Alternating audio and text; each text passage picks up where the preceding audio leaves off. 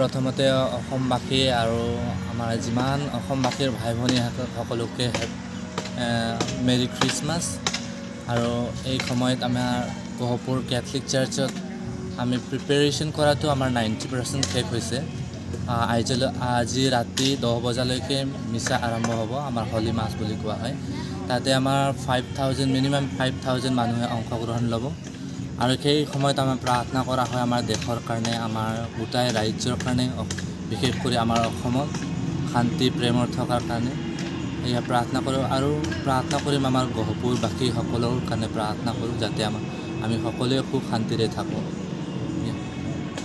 এতিয়া প্ৰস্তুতি চলাই আছোঁ, প্ৰায় সম্পূৰ্ণ হ'বহে, মানে 90% শেষে হ'বলৈ লৈছে। আমাৰ যিটো নেকি পবিত্ৰ বৰদিনৰ কাৰণে যিটো নেকি ডেকৰেশ্যনৰ প্ৰস্তুতি আমাৰ সম্পূৰ্ণ হ'বহি আৰু হৈয়ে আছে। তো আজি ৰাতি 10টা বজাৰ পৰা আমাৰ প্ৰাৰ্থনা সভা আৰম্ভ হ'বহি।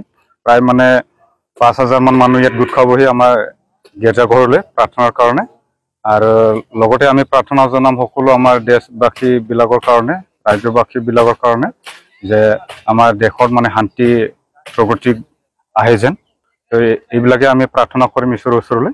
আৰু যীশুখ্ৰীষ্টই যিটো নেকি 2000 বছৰ আগত যিটো পৰিস্থিতিত জন্মগ্ৰহণ কৰিছিলে, এইবিলাকে আমি মানে স্মৰণ কৰিবৰ কাৰণে এইবিলাক আমি ডেকৰেশ্যনবিলাক আমি বনাই আছোঁ। তেনেকুৱাই আমি প্ৰস্তুতি চলাই আছোঁ। তো সকলোকে মানে বৰদিনৰ নামত শুভেচ্ছা জ্ঞাপন কৰিছোঁ।